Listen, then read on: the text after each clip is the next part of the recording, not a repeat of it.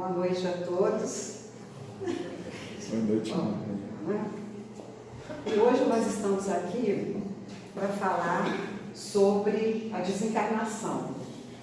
Aí o povo viu que é desencarnação, que é o medo da morte, nem vou aparecer lá, estou fugindo disso. Vou viver muito, até os 120 anos, né? Que deu outro dia na pesquisa. Então, a gente para chegar a falar da desencarnação, primeiro nós vamos falar da encarnação, né? Porque o nosso mundo de origem não é este aqui. Nós estamos aqui de passagem. Nós estamos aqui treinando o que nós aprendemos na pátria espiritual. Na pátria espiritual a gente aprende a teoria. Aí a gente vem para o planeta, que é um mundo, de acordo com as nossas necessidades, e ali a gente vai praticar o que nós aprendemos. Porque na teoria, tudo aparentemente é fácil, mas na prática é que as dificuldades surgem. Aí a gente traz com a gente as nossas experiências anteriores, as nossas habilidades, as nossas potencialidades. A gente traz tudo que nós, espírito, já conquistamos ao longo das reencarnações sucessivas. Aí a gente vem, a gente encarna, quantas vezes forem necessárias. Aí a gente está aqui nesse momento no planeta Terra, que é um planeta de provas e de expiações.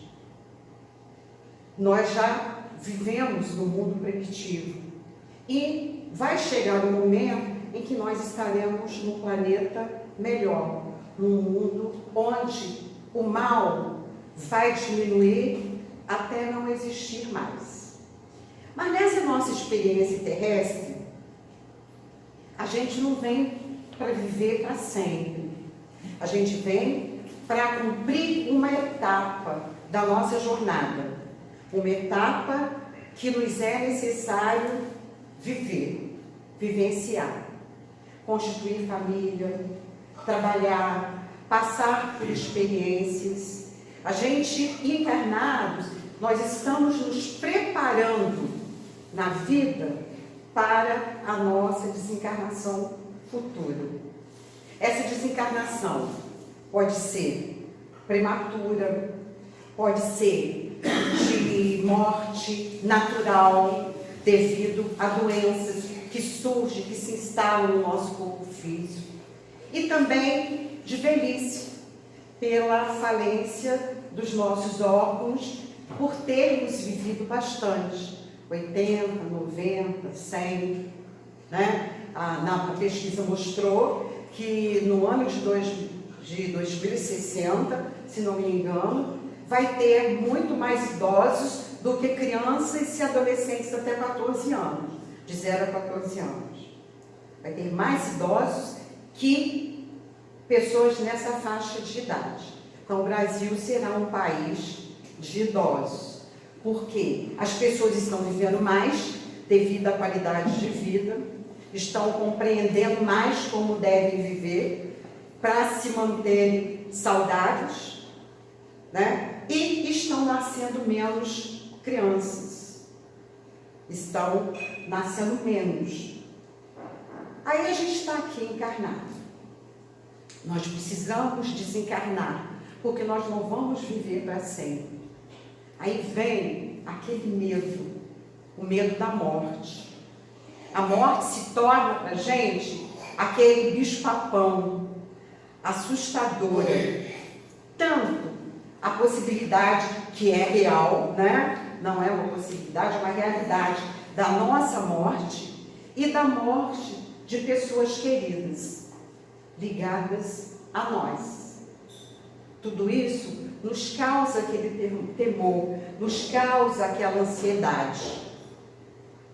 Só que nós não vamos viver pensando na morte, porque senão a gente não toca a nossa vida de maneira saudável, procurando se manter saudável. A gente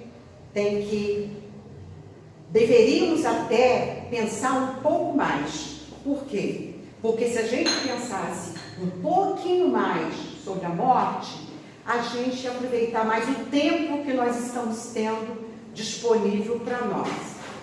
Nós não sabemos qual é esse tempo. Pode ser 10 anos, 20, 30, 40, 50, 60, 100, 105 e daí para frente. Então, por que não aproveitar este tempo que nós estamos tendo e que nós sabemos qual é a dimensão desse tempo? Por que não agir de forma que nós tenhamos uma qualidade de vida melhor? E por que não? E por que agir de formas equivocadas que encurtam o nosso tempo de vida? Muitas vezes, o nosso tempo de vida é encurtado por nossa própria responsabilidade. Não é responsabilidade de Deus, não é responsabilidade de espírito obsessor, não é nada. É nossa responsabilidade.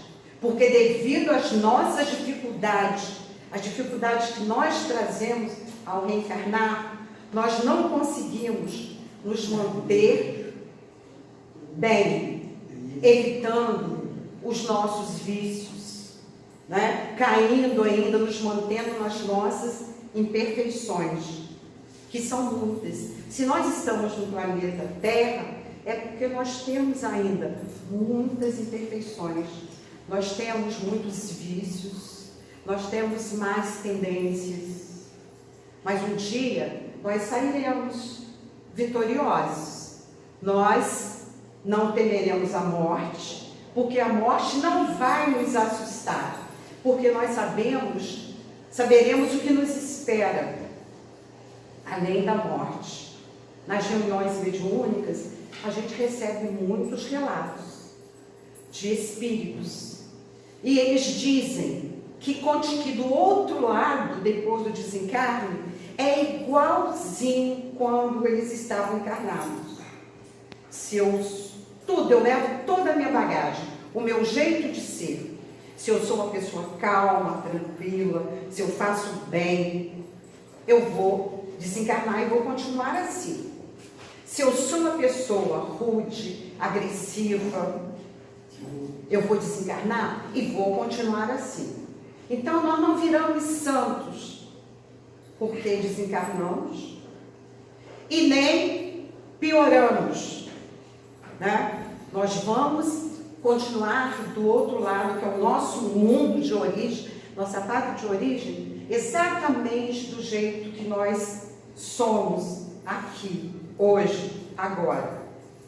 Chegando lá, a gente vai o quê? Aprender coisas novas, perceber, com auxílio dos benfeitores, as nossas falhas. Se nós completamos a nossa programação, ou se nós não completamos, ou se nós falhamos mais do que acertamos. Mas se nós falhamos mais do que acertamos, nós teremos outras oportunidades, outras chances. Mas por que não começar hoje, nessa existência, corrigindo desde já, procurando modificar tudo em nós que nós sabemos que nos incomoda, que nos faz mal, que faz mal às pessoas que estão à nossa volta. Aí vem esse temor da morte. Por que a gente sente tanto medo da morte? Né? A nossa mãe, ela não podia ouvir falar em morte, né?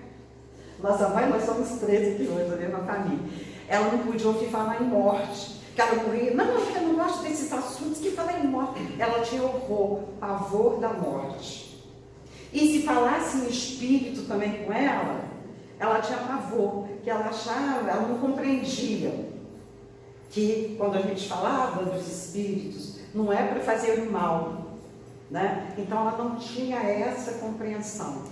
Era o momento dela, mas ela vai reencarnar novamente, não sabemos quando. Mas a pressão dela ia 24, ela não tomava remédio. Mas era rebelde. Não tomava remédio, tinha problemas sérios, não tomava remédio. E mesmo assim, ela viveu quantos anos? 78. Mesmo assim, viveu 78 anos. Quer dizer, foi até uma pessoa privilegiada, porque com os problemas de saúde que ela tinha, ia ao médico, mas não se tratava. Era uma guerra para tomar um remédio. E viveu isso tudo. Né? Poderia ter vivido mais, ou ter vivido esse mesmo tempo, mas com uma qualidade de vida melhor, não é? Para aproveitar. E a morte mais. ela nem viu, né? Quando Não. viu, já estava do lado. Ela não acreditava em remédio. Para os outros ela acreditava, para ela não. Eu não sei o que se passava na cabeça dela. Ela não aceitava. Ela achava, não é esse remédio que eu tenho que tomar. Aí já viu, né? Essa coisa assim de. Nem de ir ao médico ela gostava. Então, gente, esse temor da morte, né? Não deveria haver. Porque a morte é apenas a mudança completa de casa, sem mudança essencial da pessoa. Nós vamos continuar do outro lado do mesmo jeito que nós somos aqui, que nós estamos aqui. Só que nós vamos aprendendo novas coisas, vamos adquirindo novos meios de compreender as nossas falhas aqui. Porque o planeta Terra, primeiro, ele é uma escola. É uma evolução constante, né? É, constante. O planeta Terra, o que é? É uma escola. A gente está aqui, não é para sofrer, a gente está aqui para se educar, para aprender. É um planeta de provas, né? O que são essas provas? A gente precisa aprender para depois nós sermos avaliados. E também para espiar. O que é para espiar? Espiar erros do passado. Aí ele diz que é um planeta de expiações. Mas as expiações podem ser vencidas de uma forma muito simples, se a gente estiver decidido a praticar o bem. Nós não precisamos sofrer amargamente para expiar as nossas faltas do passado. Se a gente aceitar as nossas dificuldades com serenidade, praticando o bem, alimentando no outro esse desejo, nós não vamos sofrer tanto. Mas quando a gente se rebela, a gente fica rebelde, aí o sofrimento é maior. E tem os chamados missionários. De uma forma ou de outra, todos nós somos missionários, porque nós temos missões em família, nós temos missões na comunidade, nós temos missões na casa religiosa, no nosso trabalho, né? Mas os chamados missionários são aqueles que dedicam a sua vida ao bem, que eles cuidam de pessoas, mas não é como a gente, que a gente vai, ajuda, colabora, mas a gente não está 24 horas envolvido naquela tarefa. Mas nós podemos fazer o que nós temos condições de fazer. Então, olha, quando nós morrermos, desencarnarmos, não vamos virar santo, tá? Ah, ele era tão bonzinho, mas, não é? Ele era uma boa pessoa, mas tinha um gênio difícil, não é assim que a gente fala? Vamos dizer que ele era ruim. A gente fala, ele era bom, mas tinha um gênio difícil, era temperamental, era brigão, era aí, não é? Olha como sempre tem mais. Da maneira, mas dentro dessa presentizada aí lá na frente depois, não tendo matemática e português para conversa não tem. Só não pode ter essas matérias aqui. É verdade. A gente não pode esquecer o que aprendeu. Senão, se a gente esquecer o que aprendeu, a gente esquecer aquilo que nós aprendemos, ainda bem que o espírito, ele não anda para trás, ele só anda para frente ou fica parado no mesmo lugar, né? Há sempre um futuro melhor para cada um de nós.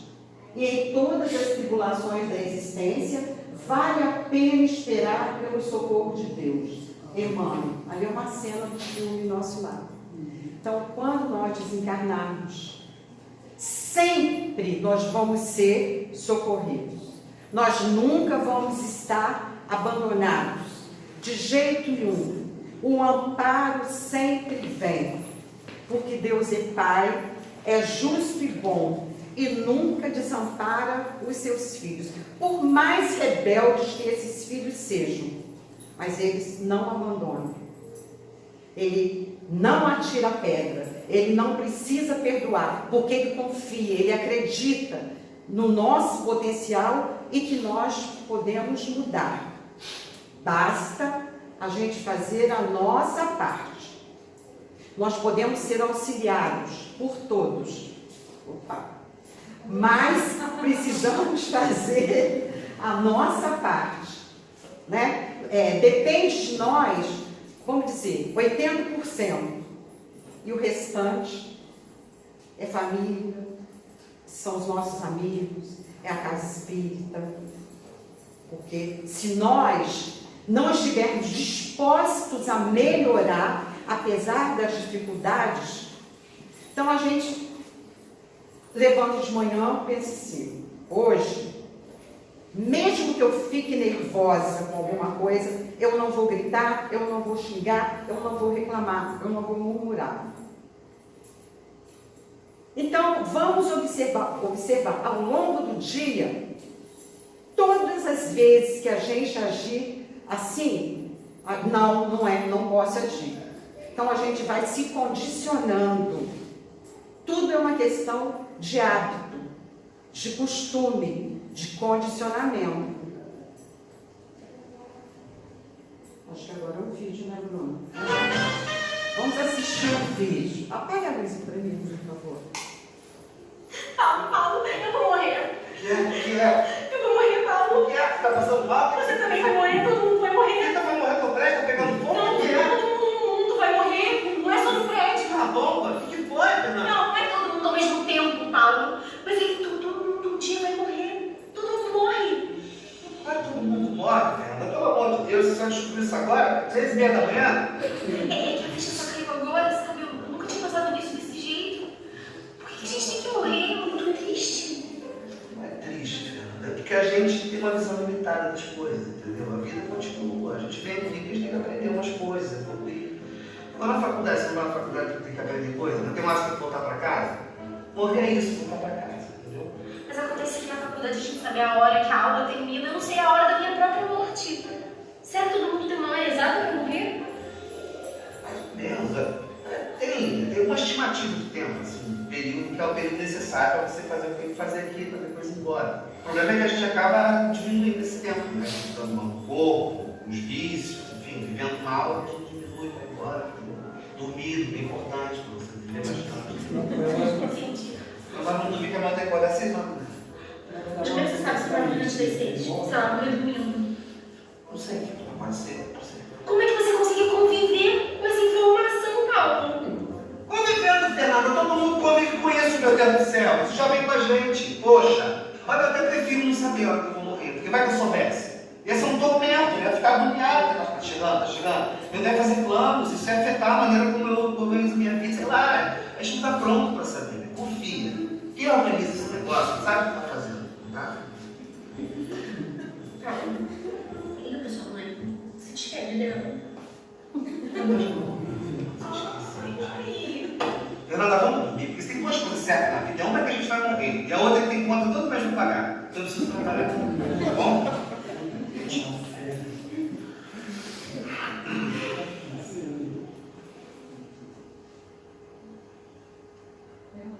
Paulo. Oh, filho.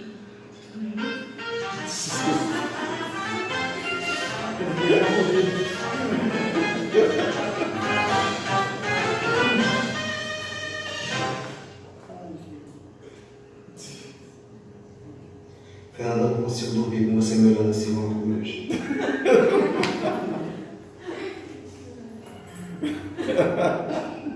Ou junto ou matar. Fernanda.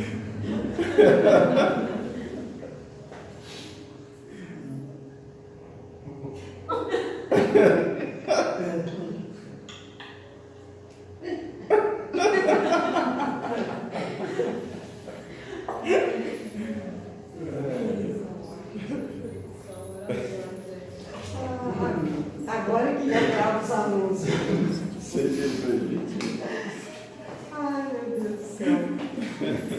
Então, gente, por que nós sentimos tanto, as pessoas em geral, têm tanto medo da morte? Só de pensar na morte, e para algumas pessoas, essa ideia se torna uma obsessão, né? Só pensa na morte, só está preocupado na morte. Se a pessoa vai viajar, pode acontecer. Ah, não vai não, porque pode acontecer um acidente. O avião pode cair, o carro pode bater, um atropelamento, tudo. Sufoca os filhos, as mães sufocam os filhos porque é perigoso, não é? Porque a violência está muito grande. Então, preocupações a gente tem que ter, mas essa obsessão pelo medo da morte, que esse vídeo mostra muito bem, que é muito interessante, né? Então, por que a morte ainda nos traz tantos medos, né? Por que tememos tanto a morte? Agora eu vou pegar minha colinha, porque para eu lembrar algumas coisas aqui. Isso aqui é do livro, é uma pequena história para começar. É do livro A Vida Escreve, Psicografia de Chico Xavier.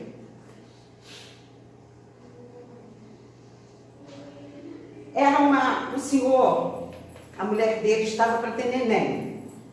Aí ele foi chamar um médico que se chamava Dr. Salles Nelo, para ir num local próximo, mas não era tão perto assim, para ir lá ajudar a esposa dele no trabalho de parto. Mas como tinha que viajar um trecho, aí o esposo da mulher falou assim para ele, vamos que ia chamar um avião, um teco-teco, esses helicópteros, para levá-lo até a casa onde estava a esposa dele, que seriam 10 minutos, né? Aí ia pegar esse avião. Aí ele falou assim, o senhor prefere o avião? São 10 minutos apenas. Aí o médico responde, nada disso. Perdi 2 amigos de uma vez só na semana passada. Nada de voo. E um carro? Quem sabe um carro? Nós vamos de carro até lá. Vai demorar mais um pouquinho, mas nós vamos de carro. Aí ele responde, um carro? A estrada é péssima. Não soube do desastre havido anteontem. Então o carro está fora de cogitação. E um cavalo, doutor? Quem sabe nós poderemos ir a cavalo? Aí ele responde, era só o que faltava. Não posso expor-me assim. Que sugere então, doutor? Pergunta o marido. Aí ele responde, se quiserem, tragam a parturiente aqui, como julgarem melhor. De minha parte, não me arrisco. Aí ele não foi atender a senhora. No outro dia de manhã, o marido pegou a esposa, pegou lá o teco-teco, né? E foi para o lugar onde estava o doutor Salles. Chegando lá, tinha muita gente em volta da casa, muita gente no quintal da casa. Mas será o que aconteceu com o doutor? O doutor havia morrido aquela noite, dentro de casa, com problema de trombose muito sério. Quer dizer, não precisou sair de casa, porque quando a nossa hora chega, se nós não procuramos a morte, ela vai acontecer em qualquer lugar, né? Ele teve medo, estava com medo de viajar de avião, que é perigoso, de carro, de cavalo, a estrada é ruim, colocou 1000 obstáculos e morreu em casa, onde ele achava que estava seguro. Então, essa história, ela é do livro A Vida Escreve, Psicografia de Chico Xavier e Valdo Vieira, O Temor da Morte. Há pessoas que passam a vida toda mergulhadas no medo de morrer. que acabam esquecendo-se de viver. Vive, mas tem uma vida sem qualidade, tem uma vida mais sofrida, uma vida com ansiedade que não acaba mais, que nós já temos a tal da ansiedade, mas tem pessoas que têm muito mais. É muito interessante, né?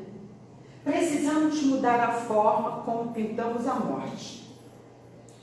Porque a morte, quando você morrer, o catolicismo nos ensina, desde que nós somos crianças, né? Se nós formos bons, vamos para o céu, para o paraíso. Se nós formos maus, nós vamos para o inferno, né? E aí, o diabo, o demônio, ele ganha formas, né? Tem formas. E nesse inferno é um local cheio de fogo, que nós vamos queimar no fogo do inferno. E existe o tal do purgatório, que está no meio, entre um e outro. Quem vai para o purgatório, do purgatório ainda tem condições de ir para o céu. Mas quem vai para o inferno, só tem sofrimento. E quem vai para o céu, vai descansar. Só tem alegrias, coisas bonitas, músicas, tudo bem. É uma alegria só, é o paraíso do descanso. Vamos morrer e vamos descansar no paraíso celeste. Mas será que é assim? Será que esse paraíso é exatamente desta forma, desse descansar? E será que o inferno é a punição eterna para nós? Não. Não existe esse fogo do inferno. A igreja, atualmente, já começa a compreender que é tudo uma questão de consciência, de pensamento. Quando o André Luiz estava no nosso lar, que ele teve condições de visitar a família, ele foi. Quando ele chegou lá, a esposa dele, a viúva, já tinha se casado de novo. Ele, na hora, ele teve um sentimento tão ruim que ele voltou para o umbral. Isso é uma questão de quê? De consciência, de pensamento. Sempre que a gente tem pensamentos ruins, a gente se projeta para lugares ruins. E sempre que a gente tem pensamentos bons, a gente se projeta para lugares bons. Não é? Quando a gente faz uma prece para alguém, aquela prece, quando a gente faz de coração, o que acontece? Aquela prece alcança, ela tem o alcance necessário. Mas muitas vezes a pessoa para a qual a prece está sendo dirigida, ela está tão fechada em si mesma, ela está tão bloqueada, que não passa, ela não capta o bem que está sendo dirigido para ela. Né? Do mesmo modo, um pensamento ruim, uma situação, um sentimento de raiva, de mágoa, de rancor. Então, gente, o paraíso, mesmo que a gente vá para o paraíso, né? Quem sabe a gente passa direto, nem vai para o umbral, né? A gente vai para o paraíso, mas o paraíso não é para a gente ficar lá descansando, não. É para a gente trabalhar, é para a gente estudar, é para a gente aprender. O que André Luiz fez, as obras, o conjunto das 13 obras que ele escreveu, foram as visitas, foi o aprendizado que ele teve acompanhando os mentores, os trabalhadores, as visitas que foi feito no nosso lar, nos planetas, nas casas espíritas. Então, o que acontece? Ele foi aprendendo e escreveu um livro. E André Luiz chegou lá, quando saiu do umbral, que foi para o nosso lar, ele achou que, por ser médico, ele teria que ter uma certa preferência. Mas não, chegando lá, todos nós somos iguais, não importa aqui qual é a nossa função. Né? Então, a morte nós pintamos assim, até Deus, né? A gente não imaginava Deus como um homem velho, de barbas brancas, cabelos brancos. Por quê? A gente não tem a noção de Deus, então a gente se imaginava Deus era uma pessoa como nós, apenas, vamos dizer, mais inteligente, mais poderosa. Mas não tem nada disso, porque que é Deus? Que tem a primeira pergunta do Livro dos Espíritos, né? Que é Deus, que tem até ali, inteligência suprema, causa primária de todas as coisas. Mas, tia Marlene, as pessoas têm essa ideia por quê? Porque tem aquela passagem que diz, nós fomos criados à imagem e semelhança de Deus. Entendeu? Mas não explica que imagem e semelhança é essa. Não no corpo carnal, mas na nossa essência espiritual. Por isso que as pessoas falam, Deus é um homem barbudo, é um homem velho, né? Por quê? Quando se fala em imagem e semelhança, pensa logo no corpo carnal. Né? Pois é. Mas não é. Essa semelhança, a nossa semelhança com Deus não é na aparência, é no atributo inteligência, porque nós somos espíritos inteligentes, né? Não na aparência física, não na aparência, no que é material.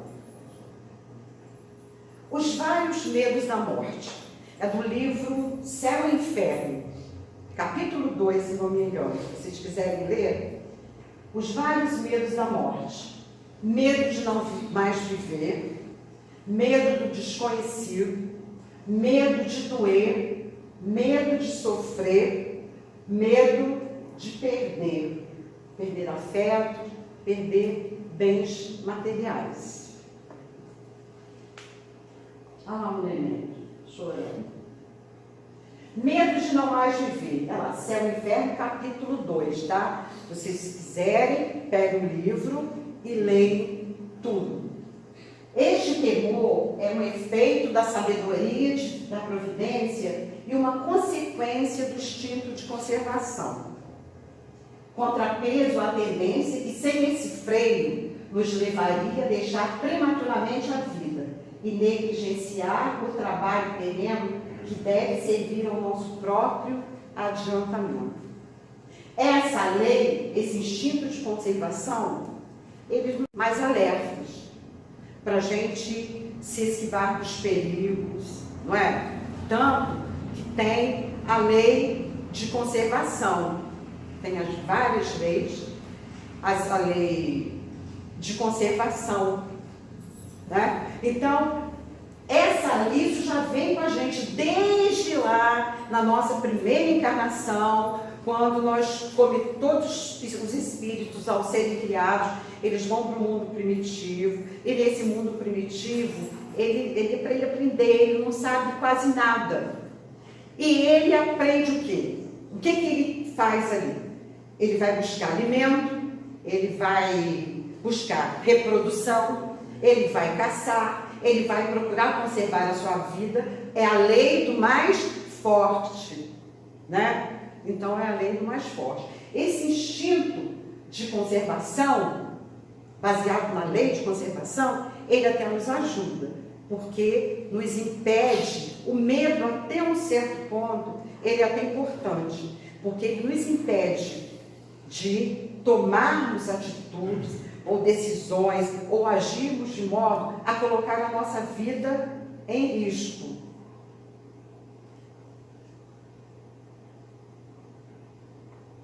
Medo do desconhecido. Pensa bem, a gente dorme, sempre ao dormir, é como se nós tivéssemos morrido algumas horas, né? Vamos imaginar, nós deitamos na nossa cama e dormimos. Mas nós vamos acordar num outro lugar, completamente estranho, com pessoas estranhas, falando até, vamos dizer, línguas estranhas. Qual é a nossa reação?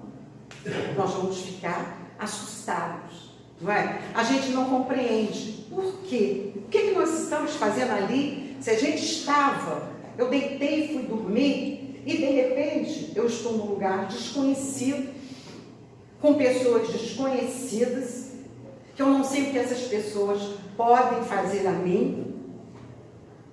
Nós vamos levar um susto muito grande, até a gente compreender, né, que aquelas pessoas não vão nos fazer mal, até a gente compreender que naquele lugar onde nós estamos, nós fomos recolhidos ao morrer por espíritos que fazem essa tarefa e nos levam para algum lugar, onde nós vamos ficar adormecidos um tempo, até termos condições de despertar e termos a ideia do que aconteceu conosco. Se nós levamos um susto nessa situação, imagina o espírito que não sabe que morreu e se encontra em outro lugar. Na reunião mediúnica, muitos espíritos vêm, eles não sabem que morreu, né? Eles discutem, não, eu não morri, porque eles têm fome, eles têm sede, eles têm um corpo físico, eles se veem como eles eram antes, só que aquilo está na cabeça deles, porque o que eles têm ali depois que a gente desencarna é o perispírito com a forma de como ele era antes de desencarnar. Então, o temor da morte decorre da noção insuficiente da vida futura. Tudo aquilo que a gente não sabe como vai ser, o emprego novo, não é? A gente fica ansiosa, a pessoa fica ansiosa porque não sabe como vai ser. Um trabalho novo, uma viagem que vamos fazer num lugar que nós nunca fomos. Então, tudo isso é o medo do desconhecido, do que vai acontecer, como nós vamos ficar neste lugar, mesmo sendo a passeio, né? Embora denote a necessidade de viver e o receio da destruição total, igualmente o estimula secreto anseio pela sobrevivência da alma, velado ainda pela incerteza, lá no céu e no inferno. Temos uma tendência natural de temer o desconhecido. Com a doutrina espírita, passamos a conhecer melhor a vida além do túmulo. E a morte passa a ser uma simples transição das muitas vidas. Antigamente, quando ainda não se sabia, né, que os espíritos existem, que a vida não acaba, isso ao longo de muito tempo, muito antes de Jesus encarnar, algumas pessoas já têm essa noção, né? Já sabem isso e passam para as outras pessoas. Mas as pessoas morriam alguns milhares de anos atrás. Aí a pessoa era sepultada ou cremada, porque teve época que era cremação, lugares que era cremação e lugar que era o sepultamento. Aí sepultava a pessoa. Depois a família começava a ter sonho com essas pessoas. Viam essas pessoas. Aí o que eles achavam? A pessoa está querendo alguma coisa. Mas o quê? Como o apego material é muito grande, eles começaram dali para frente, depois desses fenômenos acontecerem, a sepultar a pessoa e colocar junto com ela objetos de estimação. Eles não entendiam, era o medo do desconhecido. E eles achavam que o morto estava querendo recuperar os seus bens. Aí eles passaram a sepultar a pessoa com aqueles objetos de maior estimação da pessoa. Ali nós temos o nosso lar e nós temos o umbral, né? Sempre simbolizado por coisas assim terríveis, assustadoras, sujas, escuro, né? E o paraíso sempre claro, iluminado, com pessoas mais bonitas, com uma aparência mais agradável. E o medo de doer? Será que na hora da morte dói? Não. Será? Eu não sei, não, eu não morri. Será que o medo da morte dói? Já sim, muitas vezes. Né? Você já morreu muitas vezes, mas não lembra. Né? Você só não lembra. Eu tive infarto, a gente vai e volta um pouquinho. Eu tive um infarto. Eu 3 chaves aqui dentro. Me operaram. O negócio é vencer uma dor que a gente, assim, quem nunca teve, não. Só quem sabe a dor é 2 infartados que sabem. A outra pessoa. Mas essa dor é em vida. Né? Essa dor é que o corpo físico sente em vida. Mas na hora da morte, a dor que ele sente não é dor física. Ali no livro do Leon Denis, o problema do ser, do destino e da dor. A dor não é física, a dor é moral.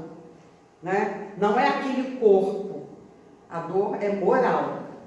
Muitas pessoas temem a morte por causa dos sofrimentos físicos que a acompanham. A gente imagina assim, meu Deus, se eu for morrer de falta de ar, eu já pensei assim, se eu for morrer de falta de ar, que desespero que é. Não é? A gente imagina, porque falta de ar é muito ruim. Mas, será que na hora da morte o corpo físico vai sentir essa dor física? Sofremos, é verdade, na doença que acaba pela morte, mas sofremos também nas doenças do que nos curamos. As doenças que a gente tem, mesmo aquelas que são curáveis, nos trazem sofrimento. Mas esse sofrimento nos faz pessoas melhores, nos purifica, nos adianta o nosso processo evolutivo. Ah, mas sofrer, gente, ou mesmo morrer com uma doença grave, é triste, né? Para o paciente, é triste para a família, para os amigos, mas aquele espírito, ele vai dar um pulo nessa evolução, porque o sofrimento redime, o sofrimento é uma necessidade. Nós não queremos, mas se nós estamos nesse planeta aqui, é porque nós precisamos vivenciar experiências que vão nos fazer crescer, evoluir, né? Cada pessoa reage de uma forma. Tem pessoas que ficam doentes, com doenças graves, sabem que vão morrer e enfrentam aquela doença, sem dramas, sem reclamação. E outras morrem até mais rápido, porque ela não se conforma, ela entra numa depressão, aí a doença avança. Ou então não quer fazer o tratamento. No instante da morte, dizem-nos os espíritos, quase nunca há dor, morre-se como se adormece. Esta opinião é confirmada por todos aqueles a quem a profissão e o dever chamam frequentes vezes para a cabeceira do moribundo. O medo de sofrer. Aí a gente volta lá no paraíso, no céu e no inferno. E o purgatório de quebra ali no meio, né? São as penas eternas. Mas não existem penas eternas. A doutrina dos espíritos vem nos mostrar que ninguém vai sofrer ou vai fazer o outro sofrer eternamente, indefinidamente. Não. Mesmo aqueles que fazem o outro sofrer de maneira atroz mesmo. Não vai ter a pena eterna, porque um dia ele vai se redimir, um dia ele vai se transformar, um dia ele vai reparar todas as faltas cometidas, porque o arrependimento acontece, mas tudo tem um reparo. Tem que haver uma reparação. Não é só, eu me arrependi, está tudo resolvido. Deus não precisa me perdoar porque Ele confia em mim, então está tudo esquecido. Não, nós precisamos reparar o nosso erro. Muitas vezes com a dor, mas poderia também sem a dor, aliviando a dor daqueles que sofrem. A senhora está falando aí que não existe penas eternas, cada lei da reencarnação para vir resgatar isso. Isso, Penas eternas não existem, né? Não existe, porque sempre, através da reencarnação, nós vamos ter chance de agir melhor, de aprender e fazer uma nova programação para a nossa existência. Outra causa de apego às coisas terrenas, mesmo no que mais firmemente creio na vida futura, é a impressão do ensino que relativamente a elas se lhes dá, a dar desde a infância. Isso é uma coisa que se aprende desde pequenininho na aula de catecismo, né? E que no final dos tempos, Deus vai separar os vivos dos mortos, não tem? Assim? E os bons vão ficar, não sei se é à direita, e os maus à esquerda, e vão ser condenados para sempre. Não existe isso, gente. A doutrina espírita nos prova que isso não existe. Isso não foi um jeito da igreja antigamente doutrinar a população, não? Igual antigamente os escravos. Isso.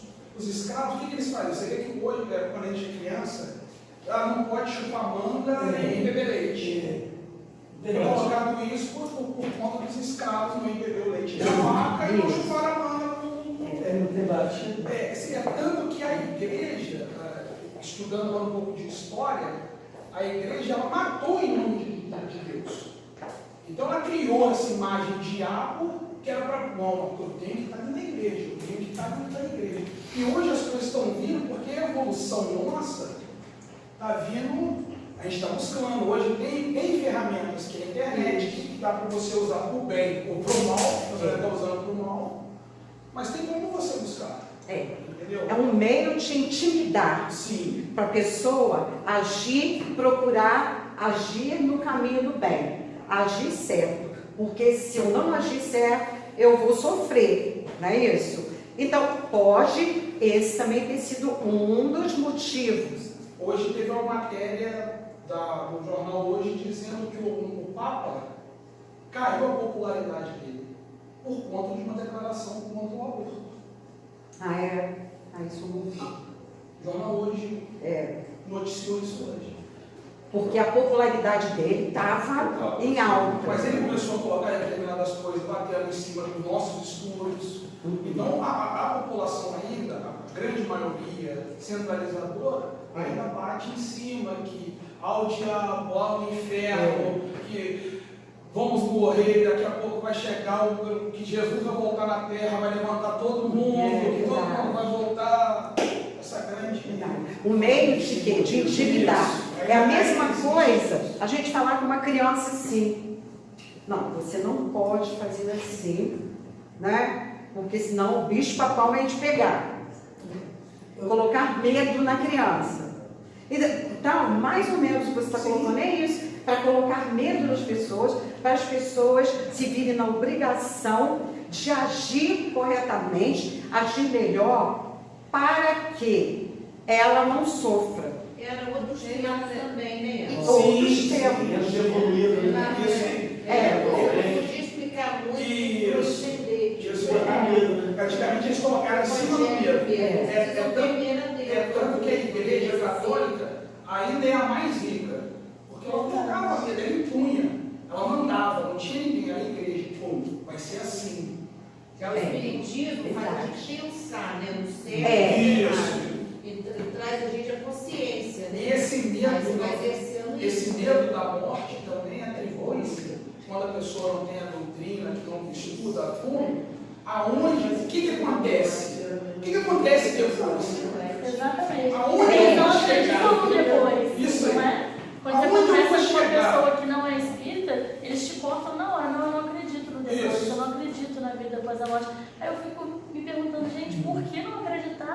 Porque seremos tão egoístas de viver somente essa vida? Como assim? Como assim eu sou só a Natália? Eu não posso ter sido só a Natália. Eu tenho ter sido alguém. Eles ainda não estão prontos para entender. Mas como, né? A gente também não entende. E ao longo das épocas, E por isso que eu chamo de doutrina consoladora, porque consola a gente. as cabeças não estão abertas, pelo menos para compreender, para buscar. Eu estou falando por experiência Né? própria. Se eu não acredito num conhecimento que eu recebo, eu leio alguma coisa, aquilo não me convence, o que eu vou fazer? Eu vou buscar outras informações, outras fontes, para eu saber se aquilo ali é certo ou se não é. A doutrina dos espíritos, ela nos oferece isso, ela é questionadora, porque na codificação, só um minutinho, tá, Ed? Na codificação, Kardec ele teve contato, através dos seus médios, de muitos espíritos. E a mesma pergunta, sobre o mesmo assunto, ele fazia a mesma pergunta de forma diferenciada, que ele queria saber se aquele espírito estava falando certo, se aquele espírito realmente era um benfeitor, ou se era qualquer um espírito que passa informações incorretas. Então, esse trabalho que ele fez foi um trabalho muito complicado, porque ele tinha que fazer essa seleção. Porque se o espírito fala uma coisa para a gente, nós não podemos acreditar. Nós temos que analisar aquela comunicação para a gente saber se merece crédito ou se não merece crédito. Não é? Kardec, naquela época, ele pegava a pergunta e ele mandava até para outros países, para outros locais. Naquela época a gente não tinha internet, não tinha comunicação, não tinha nada. Não tinha como a pessoa que está lá em outro país saber daquela pergunta, saber a resposta que alguém deu. Então ele mandava a pergunta para lá, eles respondiam. Quando isso voltava, ele confrontava com as perguntas, as respostas que eles tinham feito aqui. E se a resposta fosse a mesma, ele concluía, não, verdadeiramente é uma coisa, porque não tinha como as pessoas que estão em outros países saberem dessa... Hoje em dia é muito fácil, né? Com a tecnologia, com a internet, a gente tem acesso a qualquer informação. Falsa ou verídica. Falsa ou verídica. Aí o que a gente tem que fazer, né? Para a gente saber da veracidade, a gente tem que consultar o quê? Sites respeitáveis, não é isso? Fontes respeitáveis, responsáveis. O que você ia falar, Ed?